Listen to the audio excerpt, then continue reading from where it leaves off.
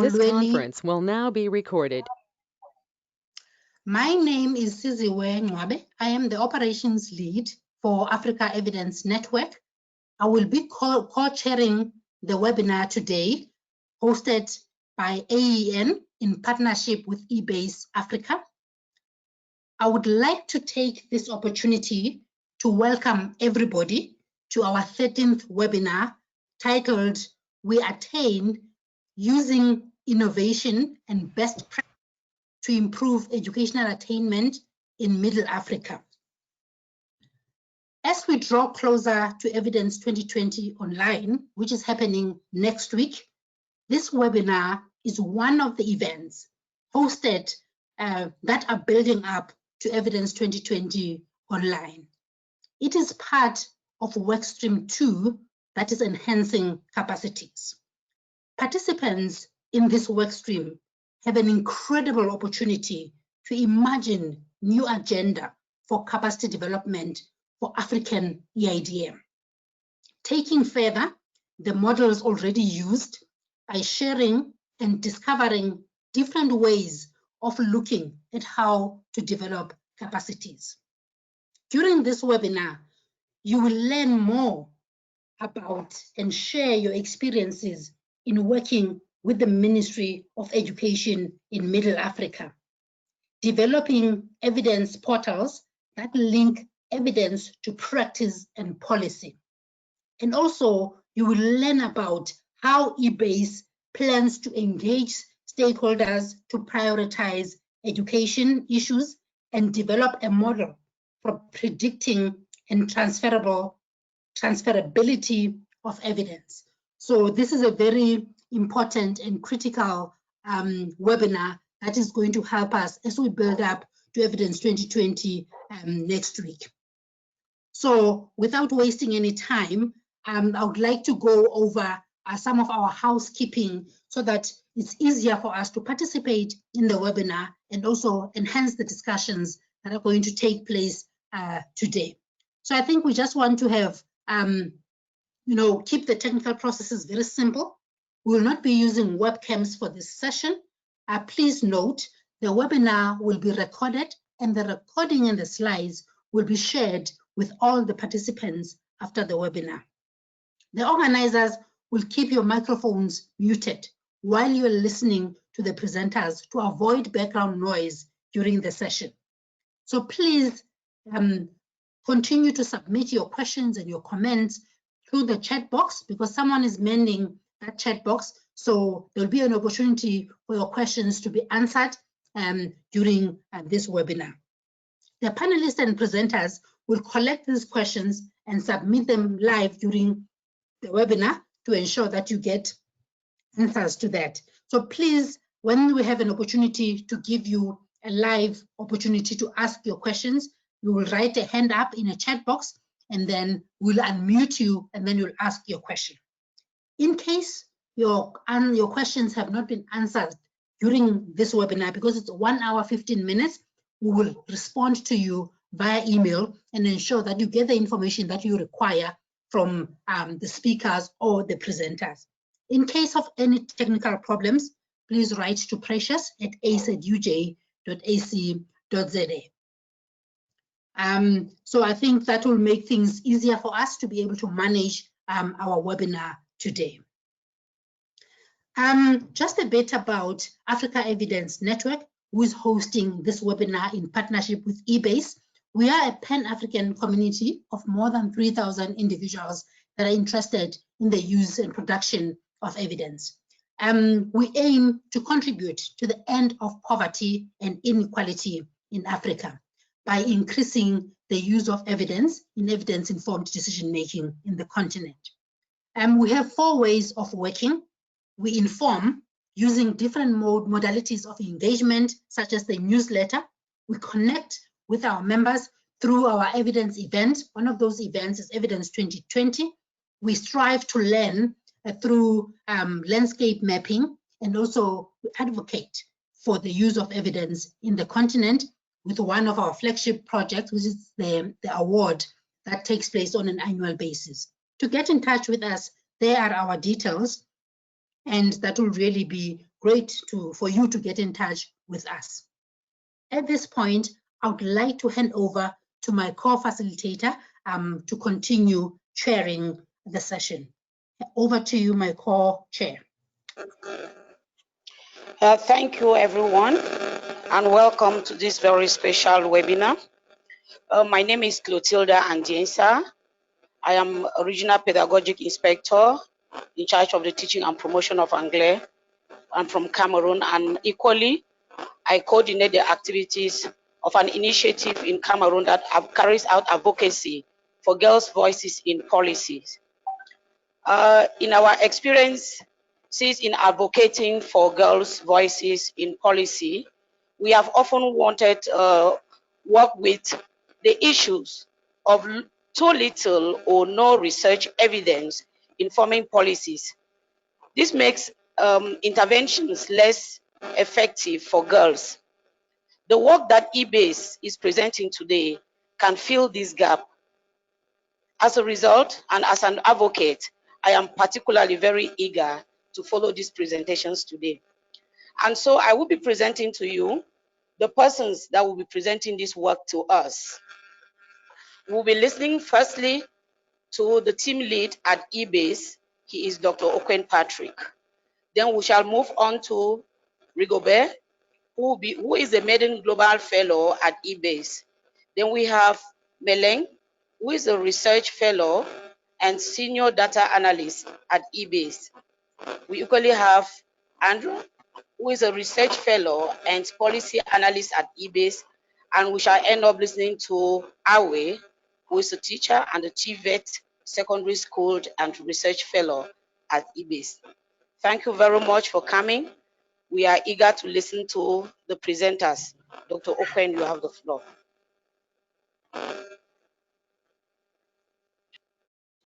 Thank you very much, Clotilda, and thank you very much, Siziwe.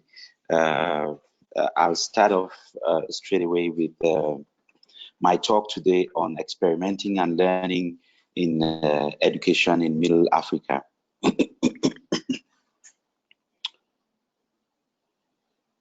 So, generally speaking, we would be expecting that learning and experimenting and learning should go hand in hand. But unfortunately, in a real life situation, this tends not to happen. And this is even worse in our setting in Middle Africa, where having access to the research evidence could be quite challenging because of capacity to use research and access to the research itself, since they are sometimes locked behind financial costs, financial barriers, like access to internet and funding or to actually pay for the papers that they would use for this purpose. I'll quickly go into the 4 waves of the evidence revolution, and we would look at how the revolution on the use of evidence has evolved from the 1990s. And this is based on a framework developed or published in White 2019 in the Palgrave Communications. And here we see that in the 1990s, we had the results agenda, whereby we were mostly looking at the outcomes. We're monitoring our outcomes. What have we done on the field? How many people have we been able to reach out to, etc.? But then gradually people were becoming uncomfortable with this, and they were looking more at actually evaluating the impact of what we are doing. And in essence, this was either using randomized control trials or observational studies to compare interventions with other interventions to see if interventions that we are implementing are impactful or effective or not effective.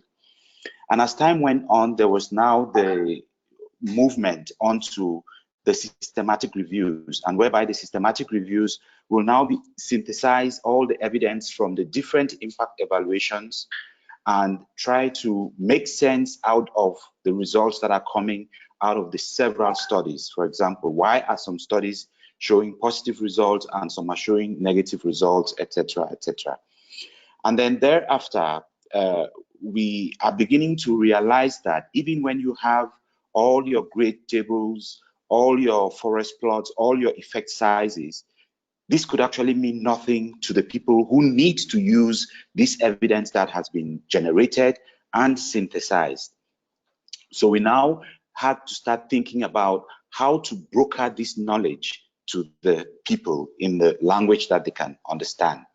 Now, the presentations that we are going to have today will let us recognize exactly where we are with the projects that we are doing within the We Attain, and also to think about where the African community, especially the sub-Saharan African community, is located within these 4 waves.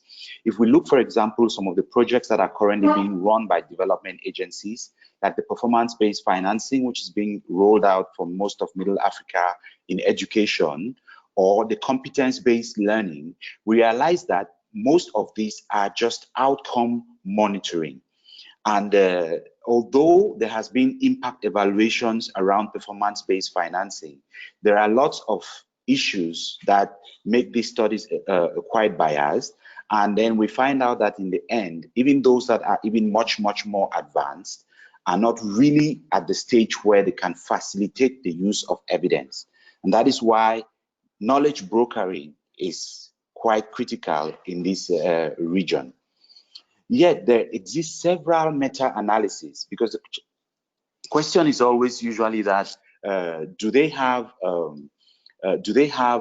studies that can inform systematic reviews? What we have done at eBASE is we've done quite a number of searches for quite a number of interventions in education, health, agriculture, and finance. And we find out that there are quite a lot of impact evaluation studies. They may not be the quality that we need, but if we do not start synthesizing them and brokering them, we may end up not being able to know which areas impact evaluation is necessary. And here I show a number of meta-analysis in education in Africa, which tells us that the evidence is actually there. The challenge is how to get this evidence to be used. And there, one of our favorite ones is the impact of education programs on learning and school participation in low and middle income countries. It's a systematic review done by Snildsveit with 3IE. We also have another one identifying effective education interventions in sub-Saharan Africa. And then we also have the work that's done by JPAL, which is currently ongoing, returns on secondary schooling in Ghana. We also have impossible generalization, which is looking at meta-analysis of education interventions in international development. Now we are actually, because we have all of this, we don't need to reinvent the wheel. We just need to look at what is out there and how we can use it and learn from it. And we can dive into this body of evidence that is in existence and see how we can create tools that can allow teachers, learners, and policymakers to actually make use of the research evidence that's already available, and for researchers to be able to improve on the evidence that is available. And how do we feed from this experimenting society? Feeding from the experimenting society is really critical for us to ensure that evidence-informed decision-making is happening. So in the slides that are following, we'll be talking about what we did, which we will see Rigobert talk about the eBASE Teaching and Learning Toolkit, which was a program that was funded by the Education Endowment Foundation in the UK and the CEDIL program in the UK. We are also going to look at what are the most cost-effective ways of getting global content to local use. There have been several approaches, like the GRADE approach of the McMaster University approach of development. We also have the 3 tiers approach, the approach used in the SAGE program in South Africa. But we would also be listening today to another approach that actually looks at the details of the studies and the interventions that are involved in meta-analysis. And this particular component is the component that is being funded by the CEDIL program. And then we'll be looking at also why must we engage stakeholders. And then we'll also be looking at the push, or whether to push or not to pull or not to push evidence to evidence users across Africa. Thank you.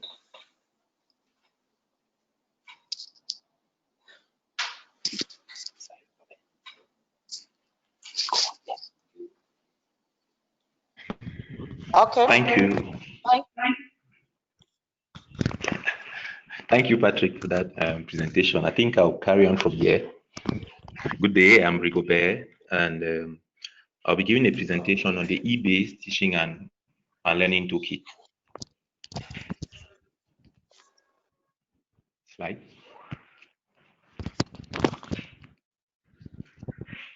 Okay, before we dive into looking at the eBASE teaching and learning toolkit and how it works, I'm going to give some context on educational attainment in Middle Africa, equity challenges, and the use of evidence policy. I will also paint a roadmap leading to the design of this evidence-based tool. Slide. There are numerous definitions of Middle Africa, but for the purpose of this study, we'll focus on the 4 countries of the Lake Chad Basin, which are Cameroon, Chad, Niger, and Nigeria. They form a multicultural region with 3 different official languages, and they're actually currently facing multiple crises, among which the Boko Haram conflict, which is a direct threat to education. Attainment in this region is among the lowest in the world, with less than 1/3 of the population having completed primary education. This is a real challenge, as education is an important lever, if not the best, to curb poverty for a population of over 300 million people. Educational outcomes even get worse in rural communities and underserved groups like people living with disability, women, and indigenous population. Looking at equity, there's a lot of gender disparity in educational gap, and the gap between the poor and the rich has widened over time. As an illustration, the COVID-19 pandemic has kept most of the children from poor families at home, while their peers from the wealthy families have been able to continue learning online or relied on a personal instructor. So sadly, tags like hashtags like all means all, or programs like all means all or leave no one behind tend to remain slogans for people in this region. This is a graphic developed by eBASE showing the educational outcomes across the region. We look at attainment in terms of literacy and numeracy. We looked at equity, and we looked at evidence in policy. Cameroon is performing slightly better than the other countries, with Niger performing the least. We are going to look at performance from Cameroon or outcomes from Cameroon more in details. Looking at the literacy and numeracy, in Cameroon, 1/3 of the children achieved the minimum proficiency level in numeracy, and 50% of them achieved a minimum proficiency level in reading. These are national averages, and these statistics or outcome gets worse when we go into rural areas or into underserved groups. Looking at equity, we did not find aggregated data for the underserved groups like the people living with disability or the indigenous population. We noticed that girls will lose up to 40 school days due to menstruation. This is generally because of some sociocultural norms, also because of poor knowledge of menstrual hygiene management, and mostly because of the lack of safe space or menstrual hygiene management in schools. You can notice only 40% of schools have single-sex toilets. Looking at policy, the expected years of schooling in Cameroon is at 12.3 years, which is far below statistics from developed countries like the UK, which is at 17 years. We did not find any report of policy engagement in using evidence for decision making. So looking at across the region, one common trend we can find is the fact that we did not see any engagement of policymakers for the use of evidence in designing and implementing educational policy, which is in line with the observation from Patrick's presentation, showing that African states are still at the result agenda or outcome monitoring era. eBASE, looking at what I just said, seeks to be the game changer through our core values, which are equity, innovation, and best practice. We seek to promote evidence-informed decision-making in education and make up for the dirt in the use of evidence in policy. To achieve this objective, we use a triple jump approach, which is similar to what we have in athletics, where we have a hop, a step, and a jump. A hop will be having our evidence-based tool, which is the eBASE Teaching and Learning Toolkit. Then we'll have a step, which will be a recontextualization using mid-range theories. Then we have a jump, which is the randomized control trial to continuously inform the toolkit. Slide.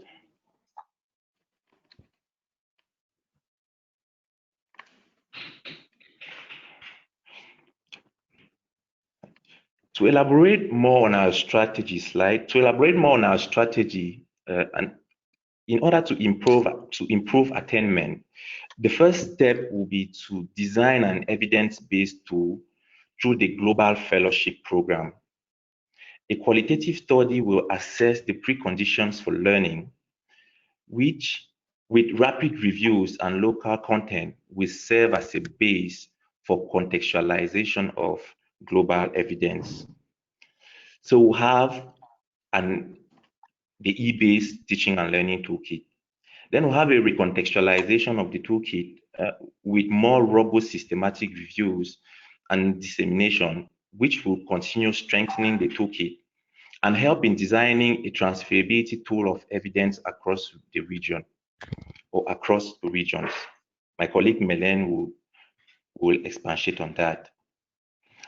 Trials will be run to continually strengthen the toolkit. As I was saying before, we'll be conducting randomized control trial to palliate to the gaps that we may find in the toolkit. This is a map showing our interactions with various stakeholders in numerous cities across the region. We believe that stakeholder involvement and efficient dissemination will improve on the consumption of evidence in the region. We have such an amazing approach for stakeholder involvement and dissemination, and my colleagues Aweh and Andrew will enlighten you on this. Slide.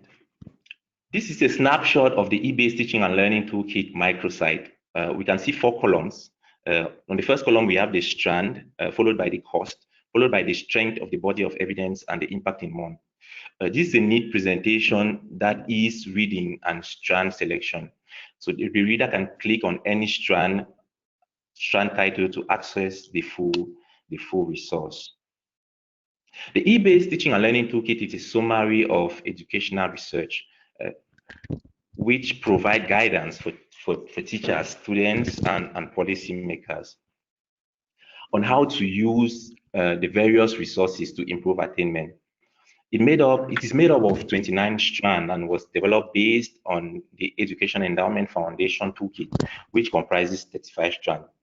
The strands are available in English and in French, mostly to reach out to the French community in our region, which most of the time has been neglected in evidence dissemination. 3 important aspects of this toolkit are the cost, the security, and the impact. They can either be low, moderate, or high. Cost is illustrated by the pound sign. Higher costs are represented by more pound sign and vice versa. Security refers to the quality of the body of evidence informing the strand and is represented by the padlocks. Just like the cost, more padlock will denote better security, thus a robust body of evidence. The impact in months simply refers to the additional months progress you can expect pupils to make in a year as a result of an intervention and are estimated based on effect sizes. So in a nutshell, the eBASE Teaching and Learning Toolkit has 29 strands. We intend to split it into split the strands into pedagogy strands and school structure strands. The local content is produced using stakeholder involvement, engagement, and using the qualitative studies, looking informal interview and focus group discussions, using systematic reviews, rapid reviews, using local expert and academic teams, and using global trials. The main aim is to create a local buy-in, to bring out the nuances of good implementation and to show where an approach has been tested in a local context. Just like in any human endeavor, we understand the toolkit is not perfect.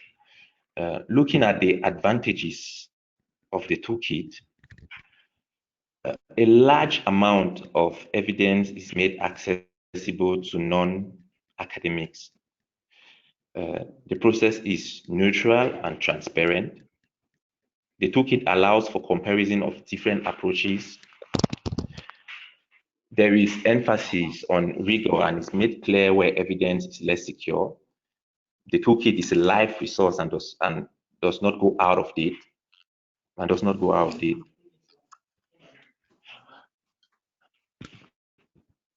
Looking at the downside, we know that the toolkit is actually an average of effect sizes, and it's possible that with that variation, there will be loss of data. We understand that the toolkit is also needs to be included in a broad school system because it cannot function on its own. Thank you for your kind attention.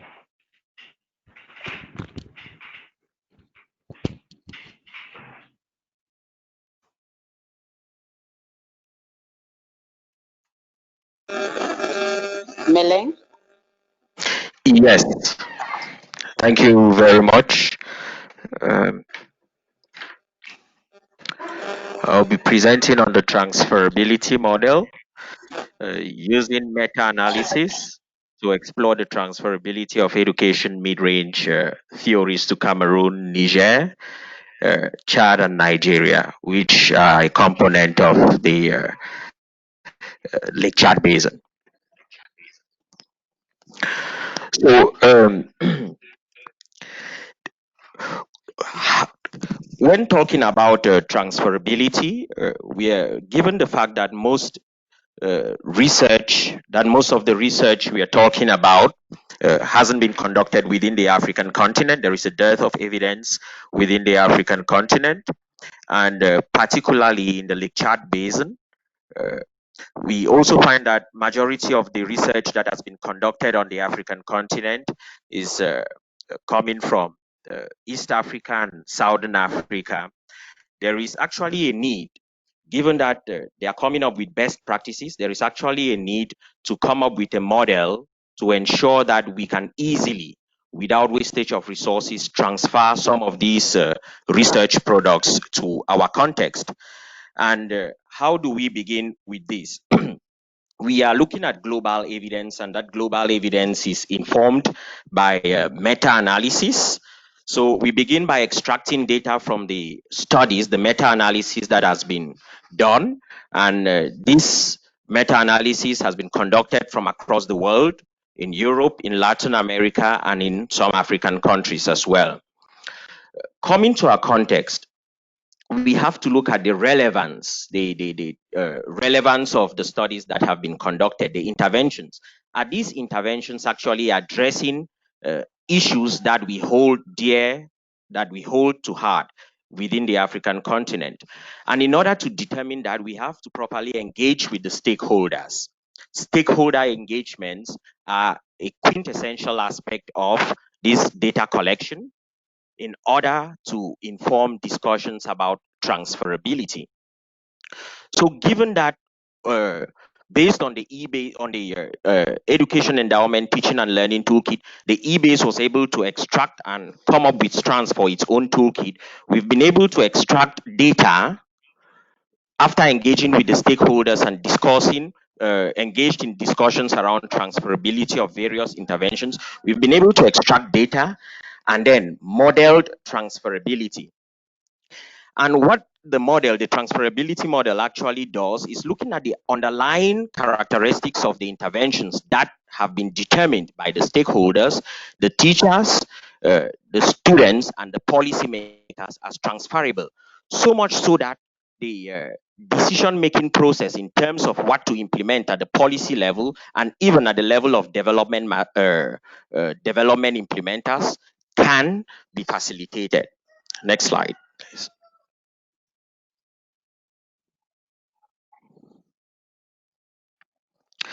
So in our model, we extracted a total of 228 interventions across 35 strands. And these interventions are named, we can call them observations. And within the model, we have relevance of intervention, the complexity of intervention, which we classify as low, medium, and high, the cost of intervention, which we also look at from different categories, low, medium, and high, the average contextual importance to teachers, students, and policymakers, which we weighted on an average of 10, and these are the stakeholders, then the impact of the intervention, which is low, medium, and high, and then transferability of the intervention. So based on underlying conditions, these different variables can actually be unpacked. Based on those conditions, stakeholders were able to determine if various interventions could be transferable. So this graph actually shows the number of interventions from each of the strands. So next.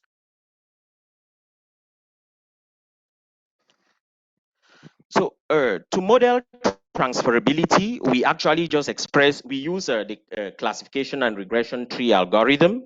And this algorithm actually transforms data into a tree representation. And it solves for both classification and regression problems. And each node usually in the output of the data denotes an attribute, and a leaf actually denotes a class.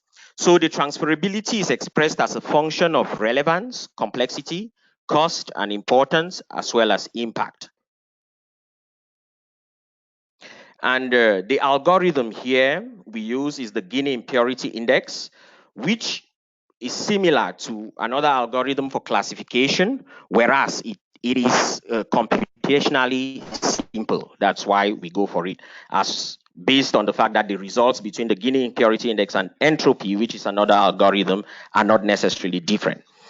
So the Guinea Impurity Index is expressed as this function of subtracting the squared probability of the different outcomes from 1. Next slide.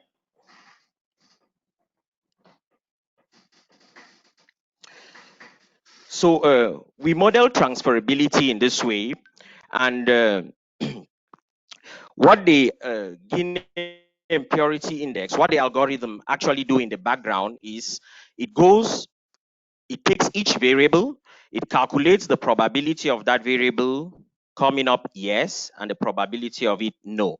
Then it does do a calculation of conditional probabilities of yes and no. It calculates the weighted probability, and then in the end, it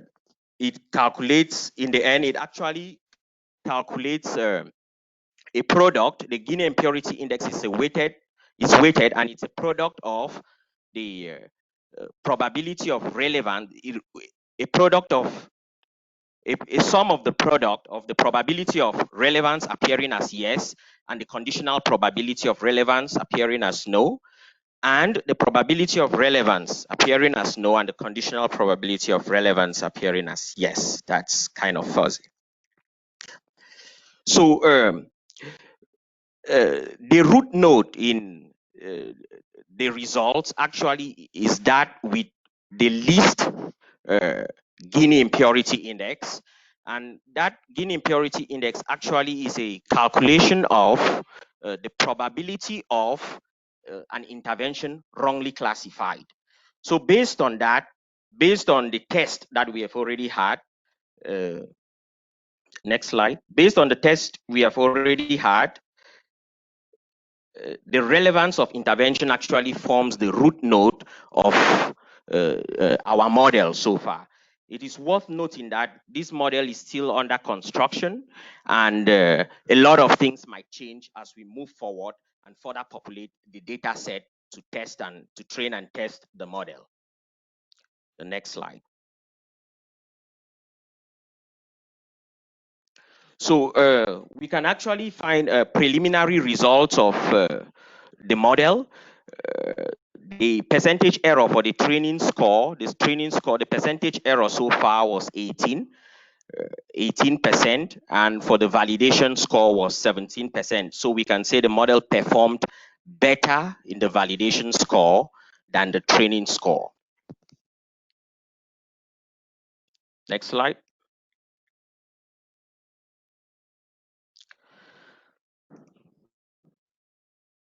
So these are sample trees, the full tree and the pruned tree.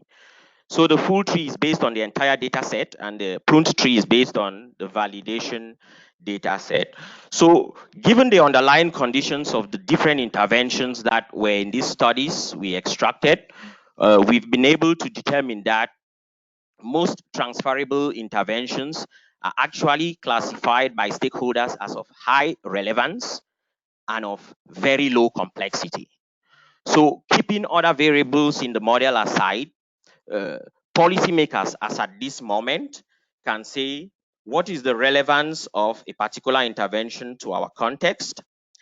If it is highly relevant based on the underlying characteristics of relevance, they can then consider the complexity of the intervention. How complex would this be to implement, factoring our resources? It could be also be aspect of security, and so on, many other things that could falls under complexity. So these are the two primordial aspects based on the model that we that underline the underlying characteristics of the interventions that were classified as relevant to the Lake Chad Basin context and not relevant to the Lake Chad Basin context. We then have a synopsis of best practice. We do believe that our approach is actually a best practice because it involves three elements that must come together for any particular intervention to be properly implemented and for us to see the necessary changes if that intervention actually comes with changes or not. And this involves identifying population needs and goals, bringing together the relevant, credible scientific evidence, and as well engaging the relevant stakeholders and professionals. And to sum this up in the words of Howard White, evidence is the best buy in development. Funding research on what works is the best investment we can make. Thank you. Aweh? Is Andrew before? Okay. No, we'll be taking Andrew before Aweh. Okay, thank you very much for this opportunity. And I'll be talking about engaging stakeholders in education in Middle Africa. Next slide, please. So as all the other present panelists have already said, they've talked about the importance of education, or the level at which education is in this sector, or in this sub-region, and the importance to involve stakeholders. So far, we have been engaging stakeholders from different sectors, mostly the public sector, civil society, international development partners, research institutions, and the academic community. And for our stakeholder mapping, we use the alignment, interest, and influence metrics. Next slide. Yeah, so this is the alignment, interest, and influence metrics, where we consider first if what we are doing falls in line with the interest or the objectives pursued by the stakeholders, and if the stakeholders are allocating resources to this particular activity, and the level of influence these stakeholders have in terms of pushing decision making ahead. And this is our AIIM metrics as developed at eBASE. Next slide.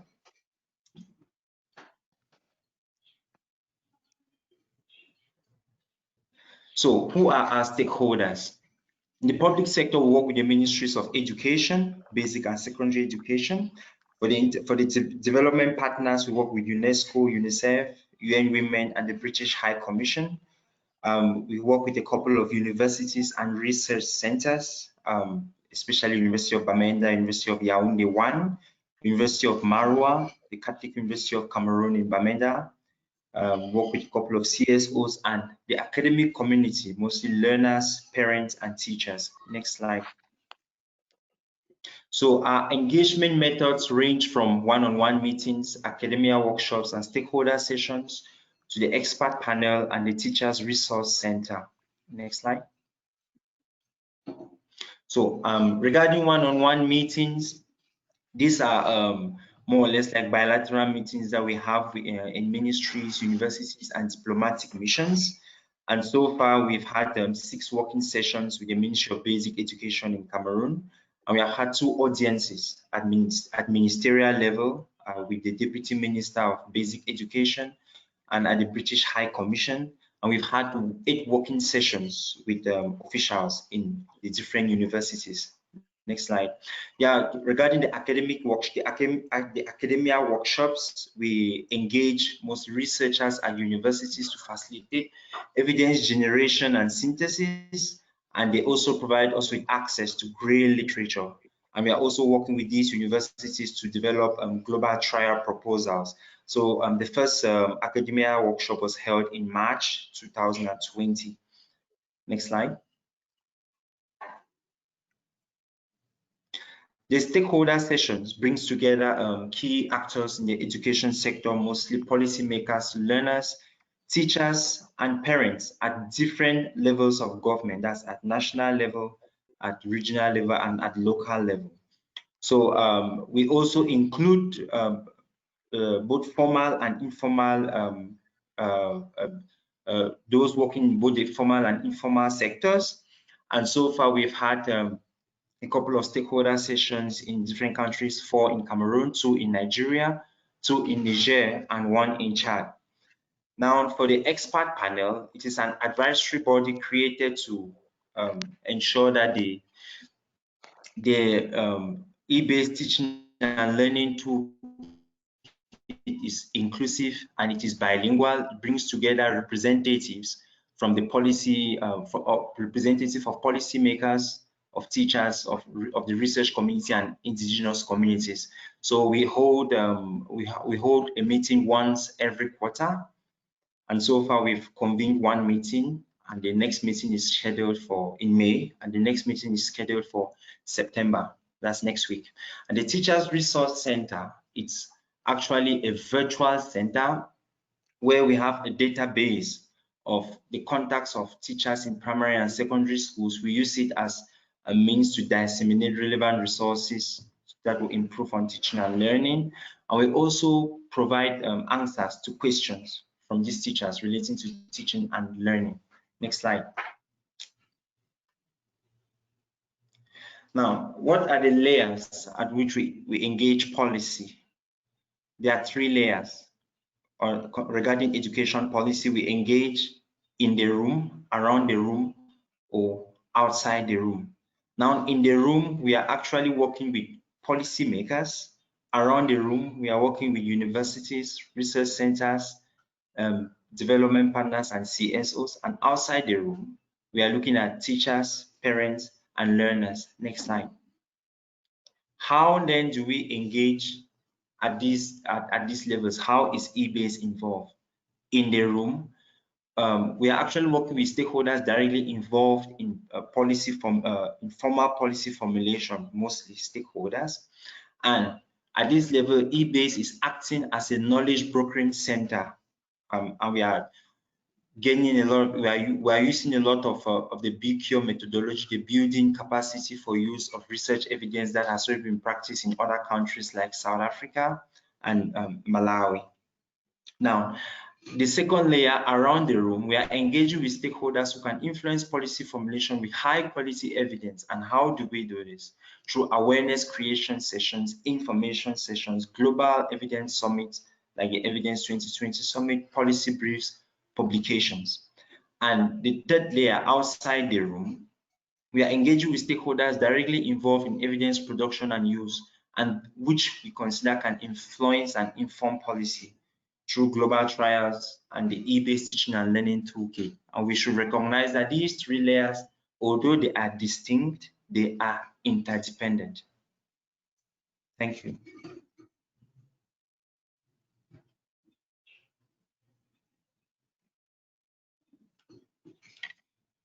Thank you very much. Now we'll be listening to Aweh.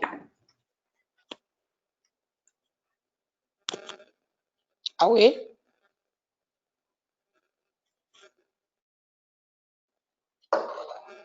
Okay, Hello, thank you very Aweh. much. Yes, I'm there. Sorry, Okay. I forgot to unmute my mic here. So Okay. good afternoon, everybody.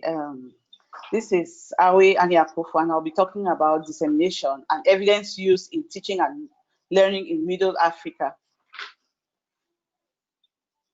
So from previous speakers, we have heard a lot about evidence, but then if we do not disseminate this evidence properly, it's not going to get to the stakeholders that we want the evidence to get to. So Cambridge English Dictionary defines evidence as the act of spreading news, information, ideas to a lot of people.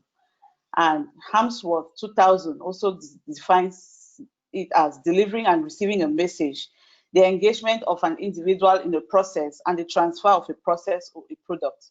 So a perfect example of dissemination is what we do at eBASE, whereby we distribute evidence summaries to teachers, policymakers, parents, students, and school boards.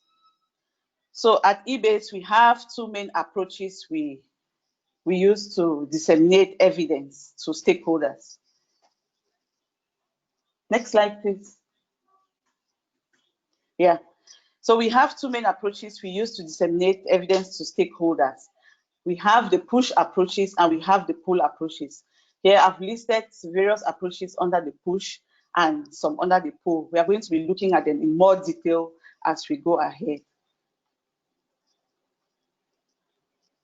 So when we talk about push approach, we are looking at actually pushing evidence to the stakeholders. And here we have the evidence, so we supply it to the stakeholders, even without them making any requests. So here we actually make the moves and we actively send out research evidence to the stakeholders.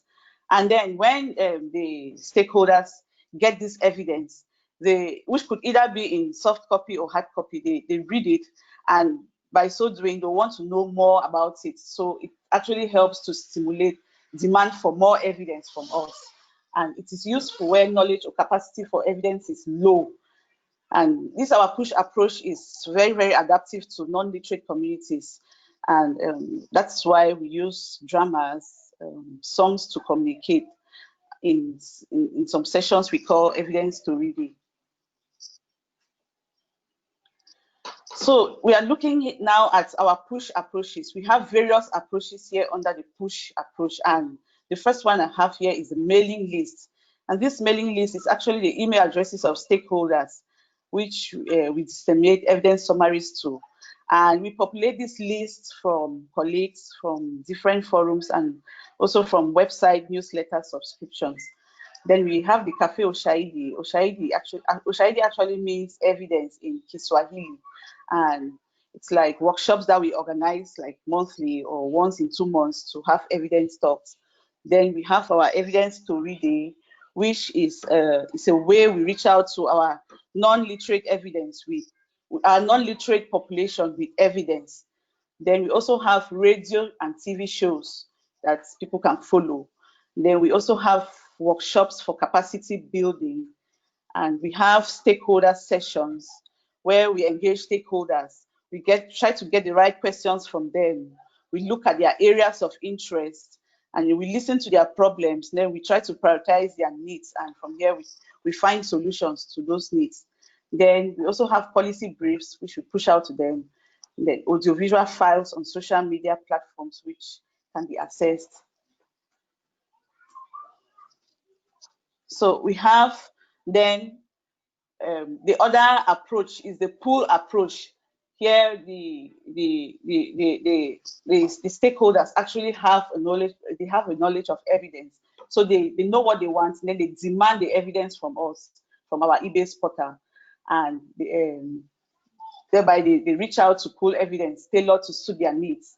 Then by so doing, it puts them in the driver's seat. And this, our approach, is very useful when knowledge or capacity for evidence actually exists.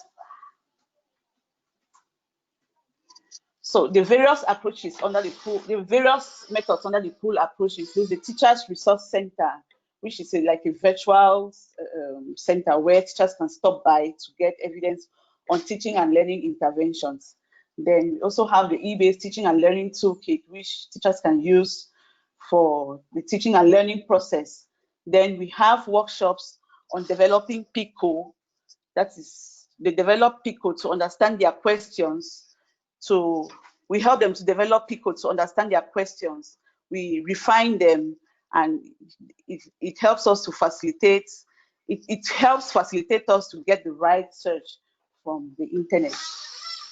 Then we also have the Global Fellowship, we also have the Global Fellowship where they can actually become global fellows.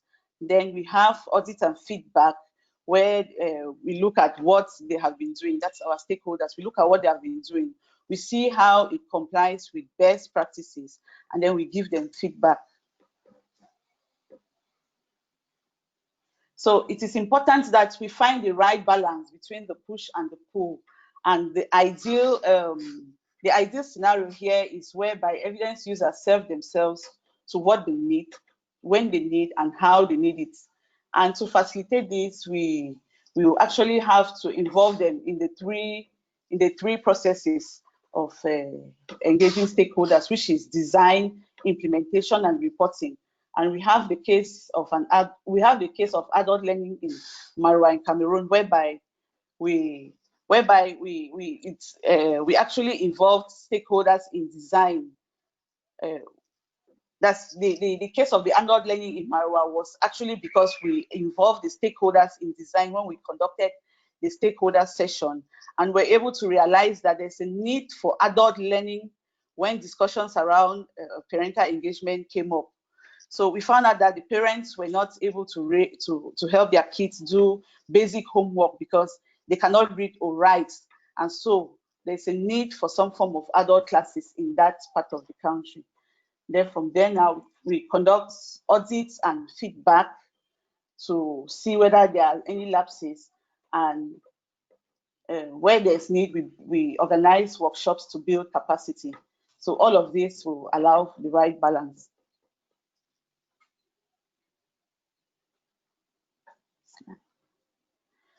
So another way we disseminate evidence is through media, and this could be on print, it could be by radio, and it could be on TV. So the picture there is actually when we had our stakeholders, our partners visit us from the UK, and they were invited over at CRTV. They gave a talk on the Attain project and the Teaching and Learning Toolkit. So there we have Stephen Fraser, who is the deputy of the Education Endowment Foundation in in the UK, and our maiden global fellow, Rigobert. Then we also disseminate evidence, using evidence to read it, especially to our non-literate population. And there we have the picture from a scene in a rural area on the importance of sleeping under a bed net. Then we also have, we can also disseminate evidence through evidence summaries, and that's an example of an evidence summary that we used to disseminate evidence on cash transfers. Then there was also a French outreach, and our aim was to identify 500 teachers. But at the end of the day, we got over 700 teachers. So you can see clearly that the time is now, because demand is high. Then we disseminate evidence through publications, and that was a conference I attended in Mexico 2019 that's a World Works Global Summit conference in Mexico, and we can also disseminate through journals. Thank you.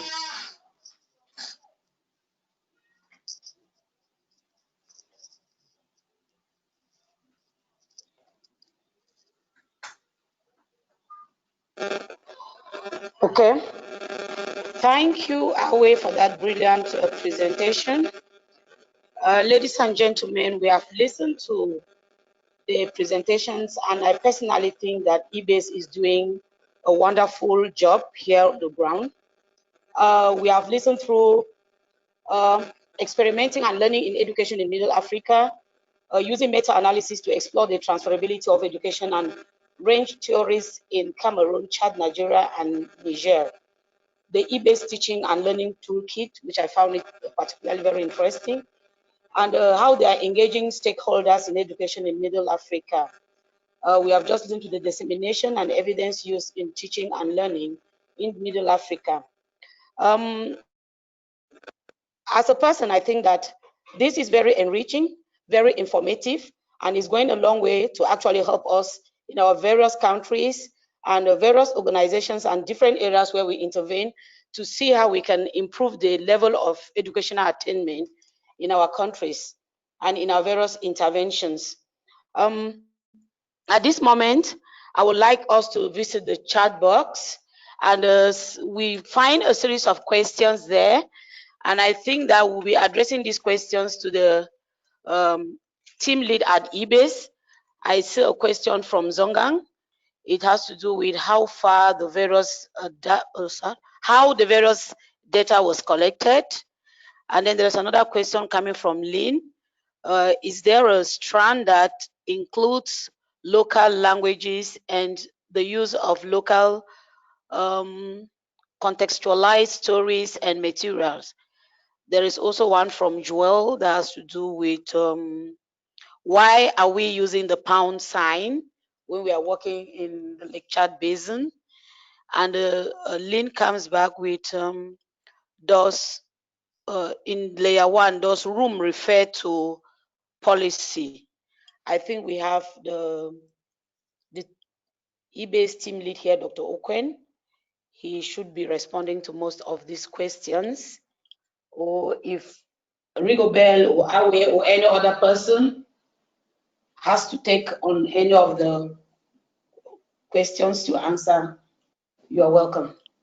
Thank you. Okay, thank you very much, Clotilda. I think I'll jump into the questions, then my colleagues can also add up where I do not complete or complement what I have to say here. So for the first question on how available are these systematic reviews that came from Janine. So the systematic reviews are actually available at eBASE. We have a resource center where we we archive the systematic reviews in soft copies. We can even make it available in hard copies for teachers. We also try as much as possible to translate this research evidence as part of the work that we are doing with CEDIL and EEF into languages, into local languages in Middle Africa, so that it's accessible to teachers in all languages. The next question was, how was this data collected and over what period. So the data that we have in the background is, as Rigobert said, from UNESCO and other reports that are on education. But for the data that we use to inform the toolkit, it is gotten from systematic reviews. And in fact, we actually review meta-analysis, systematic reviews. We review systematic reviews to look at what interventions are being used in those different reviews and for what different interventions. Now, inside the different strands, there are different time periods where we choose to take studies that are coming from, but we include studies that are coming as far back as the 1980s to studies that are in the 2020s. So it all depends on the area of interest and how relevant we see that the period has to spread over. And in order for us to collect this data, we have to develop a research question, which has to include the population that we are interested in, and we always focus on the disadvantaged populations. And this includes girls, people with disabilities, and then indigenous populations. So we try to focus on these key populations when we are looking at the population in general, but we look at all students or all learners and teachers within the sub-Saharan Africa. So that's how we develop the search, and then we collect the data from data extraction. And then there's also a question from Lynn which says, do we have strands using local languages and use of contextual stories and materials?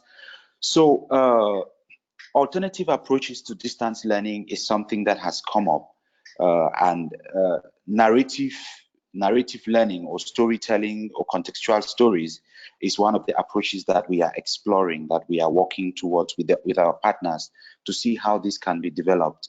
And for the use of local languages in teaching, there is strong research evidence that suggests that using local languages in teaching will actually help in learning quite a lot. However, what we are doing at this moment is mostly contextualizing what is in existence and identifying the gaps that exist for research and for development of innovation to bring on board this aspect.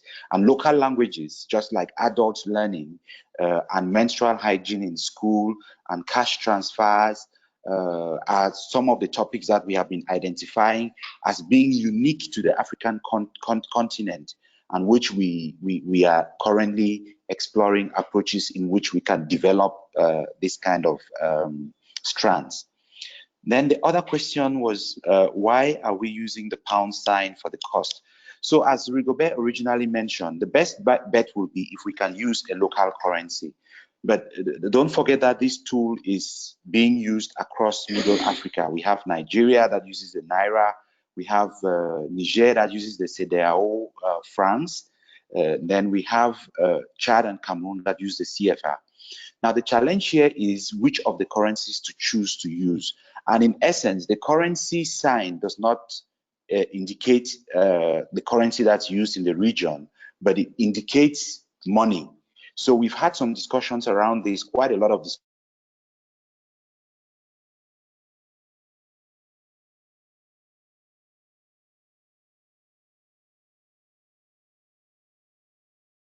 discussions on how to move forward, and we are happy to have more ideas coming. That we had was to use the cowrie sign, but until that choice comes up, we may still be using the pound sign or the dollar sign. Then the other question was, does in the room refer to policy? I think this was a question from Lynn as well. So in the room means that it's actually the room where policy is made, where the ministers or the senators or the parliamentarians are sitting to draft or to approve bills for policies. So when we talk about in the room, these are the people we are looking at. And that's why the first people who are in the room are actually the policy makers. But outside the room, you have other people who also contribute to the policy process. And sometimes they are included and sometimes they are not included. They can also influence the decision-making process. I think these are the questions that I had noted, but I noticed some more questions have come in. Yeah, there are two more questions. I think the second one you have already addressed because it has to do with an example of a strand and how it was contextualized of the Middle Africa. But then I think the most interesting one is the one on Toride. Somebody wants to elaborate on Toride, what it means and how it evolves and what is the impact. Okay, so evidence Toride, just as Aweh explained, involves the use of research evidence recommendations in stories. So it's a very rigorous process where we work on systematic reviews, or if there are no systematic reviews, primary studies that shows effective or non-effective interventions or practices. And then we get the research recommendations from the studies, and we actually get these recommendations into the lives of characters in the story. So, for example, sleeping under mosquito bed nets in a systematic review, a Cochrane systematic review by Price, I think this was published in 2018. This review actually highlighted the fact that sleeping under mosquito bed nets reduces mortality from malaria. It reduces episodes of malaria. It reduces the population of mosquitoes. And when we look at all of this, it comes with effect sizes that could be too complicated for the woman in the village, for example, to understand. But she needs to get those details to be able to choose whether to use the bed nets or not. Now, in this very systematic review, there's a great table that actually shows the number of relative number of mosquitoes that would be killed, or babies that will not be sick if they slept under mosquito bed net. So we now try to turn this into a story where there could be a woman who puts the baby under a mosquito bed net and the baby survives, or a woman who doesn't put the baby under a bed net and the baby doesn't survive. This is an example in health. We also have examples in education, in agriculture as well, that we've brought evidence into stories, and which we have shared with people. And it's still early for us to measure impact of this intervention, because as at the moment, we developed this intervention based on rolling out the intervention with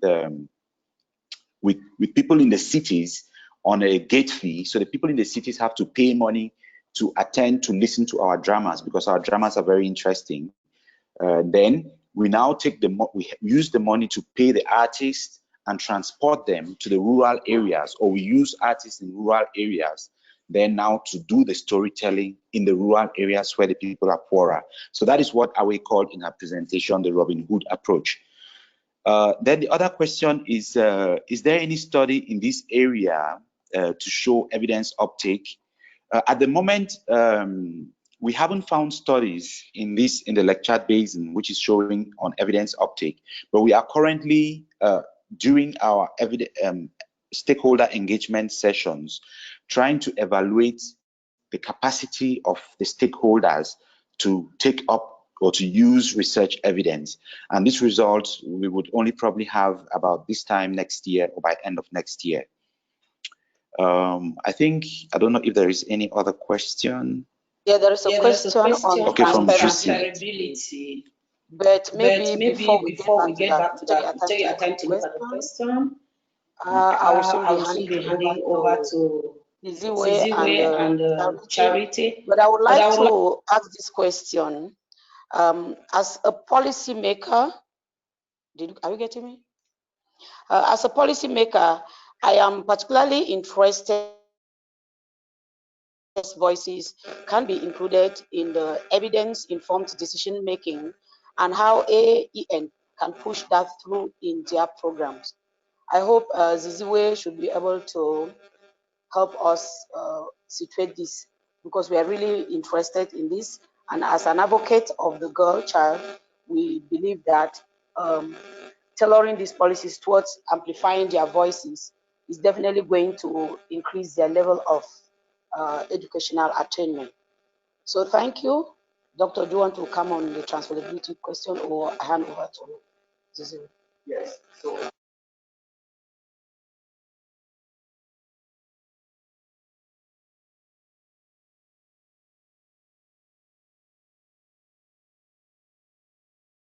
I don't know if there's someone who's supposed to speak.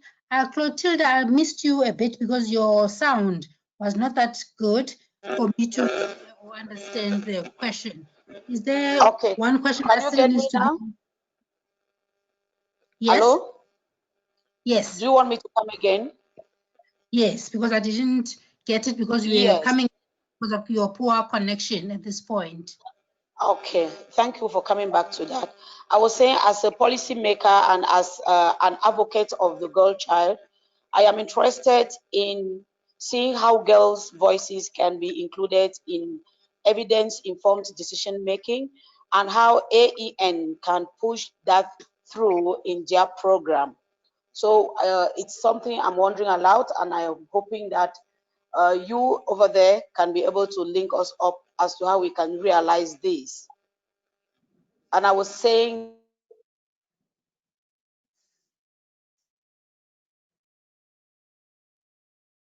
I think you left again. did you get that? I got a little bit of it, but we can still maybe chat after this event to more about what you're trying to get. Just to indicate that AEN is a network of individuals that are interested in the use of evidence.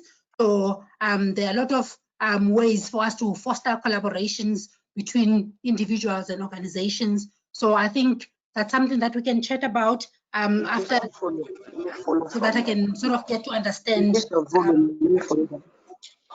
Yeah, that would be great, because your mic is not that great from your side. And I think the time is not on our side at this point, but we'll continue this conversation, and that is fine. I would like to take this opportunity to thank all the speakers from eBASE. Thank you very much for preparing and making sure that this webinar comes to fruition. Thank you very much to the ACE and the AEN team for working so hard to make sure that this also happens in the background as we build up to Evidence 2020. And thank you very much also to the Workstream 2 Enhancing Evidence Capacity Working Group, led by Ms. Charity Chisoro and her team. They are listed below. So all this work has been done to build up to Evidence 2020, to continue conversations under this work stream during Evidence 2020. So I hope people are registered, because the conference is the event is happening next week. So don't miss out.